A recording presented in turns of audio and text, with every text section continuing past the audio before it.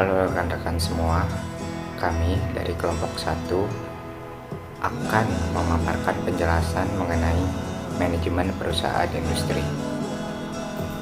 Kelompok 1 beranggotakan Denny Johana, Carmela Amalia, dan saya sendiri Muhammad Sultan Saladin. Baik, yang pertama, apa itu manajemen industri? Manajemen industri adalah semua tindakan atau cara yang dilakukan sebuah industri secara efektif dan efisien dalam mencapai tujuan bisnisnya.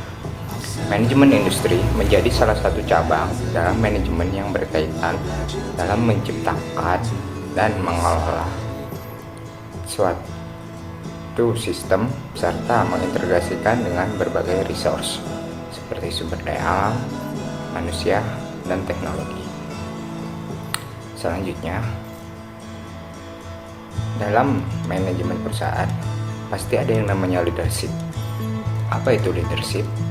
Leadership adalah bagian dan inti dari manajemen perusahaan. Melalui leadership yang baik akan memperbesar kemungkinan manajemen untuk mencapai tujuannya. Leadership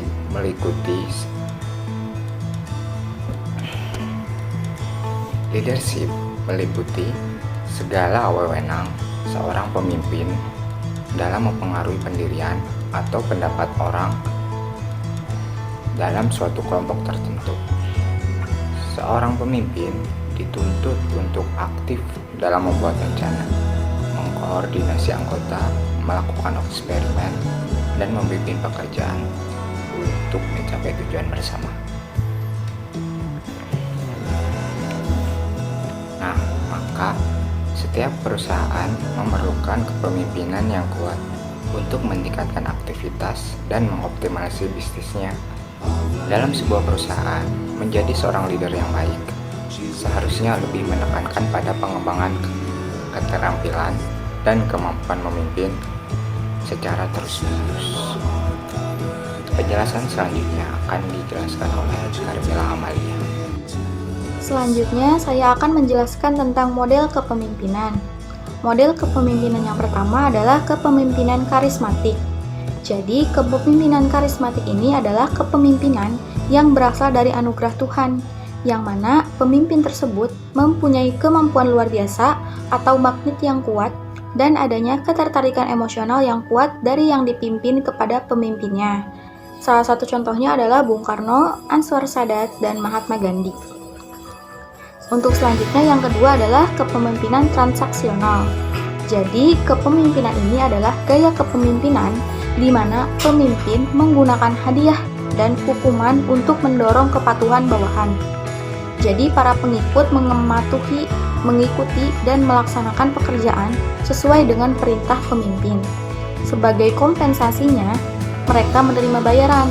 Dan jika tidak sesuai dengan ekspektasi, maka pemimpin menerapkan hukuman, misalnya menyuruh mereka lembur atau tidak menaikkan jabatan mereka. Contohnya adalah Bill Gates dan Howard Schultz. Lalu, model kepemimpinan yang ketiga yaitu kepemimpinan transformasional. Jadi, kepemimpinan transformasional adalah gaya kepemimpinan dengan membangun visi misi bersama untuk menginspirasi pengikut dan memenuhi tantangan yang ditetapkannya. Pemimpin menumbuhkan kesetiaan dan kepercayaan diri antara pengikut. Mereka tuh memotivasi bawahan untuk melakukannya dengan lebih baik.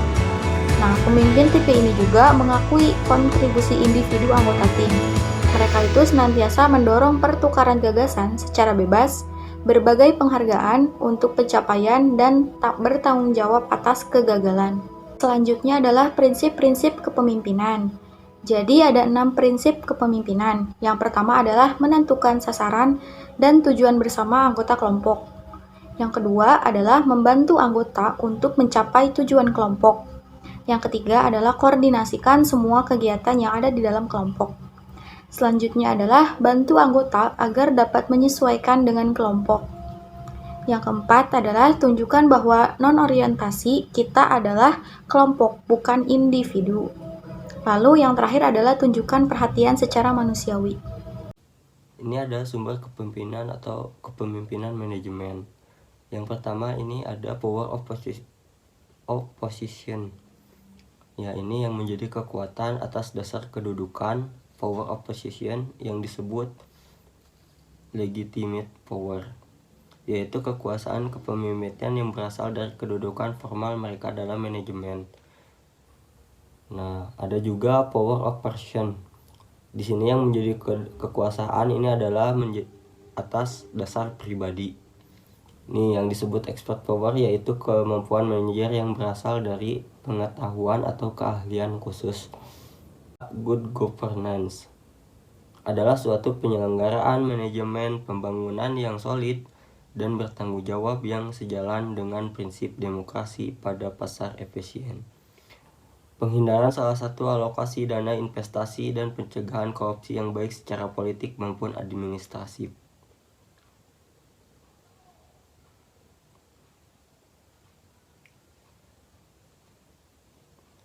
Good governance menjalankan disiplin anggaran serta menciptakan legal dan politikan framework bagi tumbuhnya aktivitas usaha. Governance sendiri pada dasarnya pertama kali digunakan di dunia usaha atau korporat.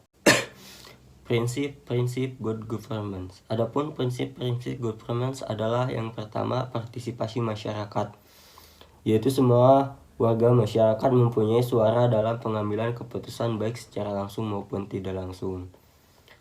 Yang kedua, tegaknya supremasi hukum, yaitu kerangka hukum harus adil dan diberlakukan tanpa pandang bulu, termasuk di dalam hukum-hukum yang menyangkut hak asasi manusia. Nah, yang ketiga, transparansi, yaitu dibangun atas dasar arus informasi yang bebas. Nah, jadi semua warga negara ini atau kelompok ini bisa mengakses seluruh proses kepemerintahan atau lembaga, dan informasi dapat diakses oleh pihak yang berkepentingan. Dan informasi yang tersedia harus memadai agar dapat dimengerti.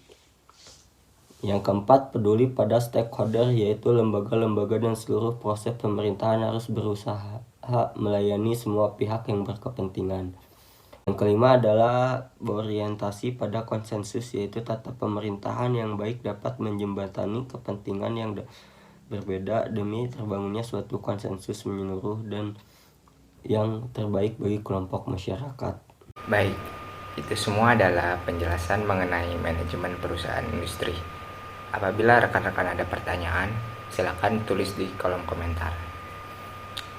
Dan jangan lupa klik tombol like dan subscribe.